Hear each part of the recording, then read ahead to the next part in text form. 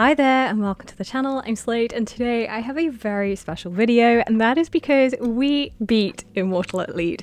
Yes, that is right. For the first time ever, the #1 GvG Guild was beaten, and I'm going to tell you a little bit about how that all happened. Now, first things first, who are Immortal Elite or MAD? They are the #1 guild in the game. They've been around basically since this game started, and they comprise of some of the best players in the game. These are all very high spenders, but they are not what are known as fail whales, because these guys are absolutely incredible at the game.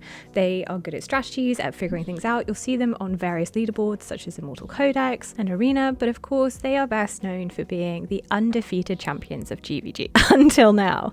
As you can see, they have a whopping 1,597 points. They are way above everyone else, and that is because, like I said, they have been absolutely undefeated. If you look here at the season boards, you can see all the way from season 1 to season 7, they have consistently remained first. And that is, like I said, for two reasons. One, these guys do spend in this game, and a lot of them have A5 heroes, but not only that, they are absolutely incredibly skilled at the technical elements, coming up with incredible defenses and new strategies, testing things out, things that you have never really seen in GvG. Will say farm an insane amount to get their demon soldiers up, have incredible gear, like, you know, they're absolutely amazing. And you know, and ever since the start we have been trying to beat them and most of the time we don't. Now, this war started exactly as it usually does. They hit us, and you know, day one we didn't really hit anything. Didn't look much, and that is because behind the scenes, Max, our great leader, by the way, big shout out to him, decided we were going to be a little bit strategic. So the plan was, day one, everything got split onto Discord. This would not have happened without some of the absolute big brains working their absolute asses off to crack these various different teams. Now, I'm not going to share any specific strategies. They are trade secrets, and they are the result of, like I said, absolute hours of work by people putting in ridiculous amount of effort into Friendly Face-Off. But I do want to show you some of the teams that we had to figure out and come up against. You can see we have Malvira comps for the first time. Ymrit, Cyrus, Lily, all very much there. We saw so many cultist teams. Another example here with Kriya. Now, you might say, oh my god, Kriya, what? This is an A5 Kriya. A5 Kriya is nasty. I'm going to tell you right now, this team is absolutely disgusting, and the amount of cultist teams that sort of came out, it's a whole new meta that was starting to show up this time. And then also these nightmare comps were absolute meta this entire season and really difficult to beat. They were sort of left for the very highest BP members of our guild, and that is because essentially you don't know if you're going up against an A5 Torador. It's highly likely, but the stunning that he then does is incredibly difficult. You're also going up against higher awakenings of Wukong and Ymrit and Hatsud, and actually those heroes do a huge amount of burst damage and are very difficult to easily sort of attack or get through, so you do need incredibly high BP. As you can see, there are slight variations on the healers, but essentially this nightmare comp of this line has been meta this entire season. Strategies that we use on other guilds didn't actually work against MAD because, like I said, their really high awakenings made things a lot more difficult. This Malvira comp, for example, was really, really disgusting. It took a lot of attempts to get to it, and that is because you've got Beelzebub with his CC and Aura of the burst damage, you've got Carnelian, you've got Malvira.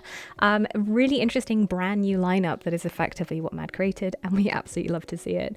Now, yeah, that was basically a lot of teams to try and get through. But yeah, some teams we didn't manage to finish off. This was an incredibly tanky abomination.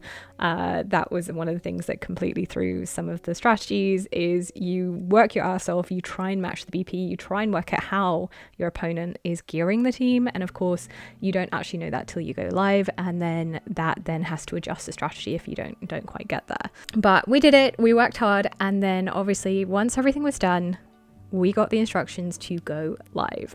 And slowly, in the last 14 hours, we chipped away at Immortal Elite, and they did not see it coming. So this was the end. It was absolutely incredible. One of the most amazing things I have ever been a part of. I am so incredibly proud of everyone. I've been with this guild, you know, nearly 2 years now, since my start of Watcher of Realms basically, and the dedication and the hard work and the commitment is absolutely amazing. Now obviously there were some teams that we didn't manage to beat, and I think it's really important to showcase them as well, because it just goes to show how incredibly talented some of these teams are. This Haha team, we managed to beat something very similar. I'll show you just right now. So this team is very, very similar. It had Wukong instead of Ymrit. This was an easy flyover. It was pretty straightforward. Pelagio's A5 just is disgusting because he ults constantly and is vortexing all over the place, but he doesn't do a huge amount of damage, so it was still pretty straightforward to get a team through this lineup. But this Ymrit team, whole different story.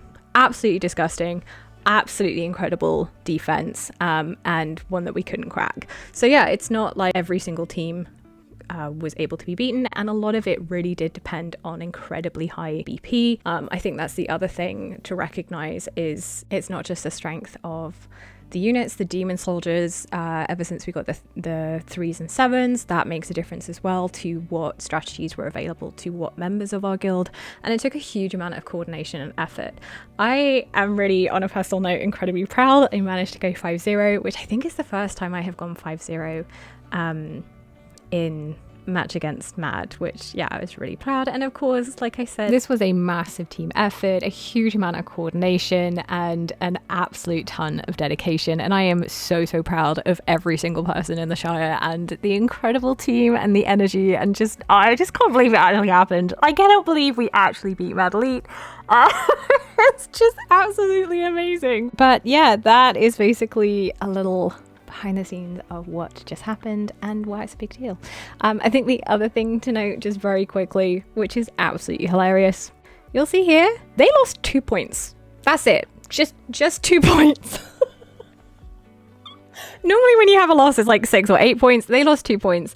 Don't worry, Elite, you are not getting anywhere on top of the leaderboards. I think that leads on to a whole different topic about the fact that, in all honesty, the matchup system for GvG is really subpar. And actually, I'm going to link a video here from Zephyros. He is a member of MAD, and he did a fantastic video a while back on an idea of how to basically improve the matchup system. And I think he's right. I think some kind of GvG league table would actually be a lot more fun. It's sort of like Gauntlet, but actually slightly more fair, I guess, because you fight everyone. Anyway, I'll let you go watch his video. That is going to be linked in the description below.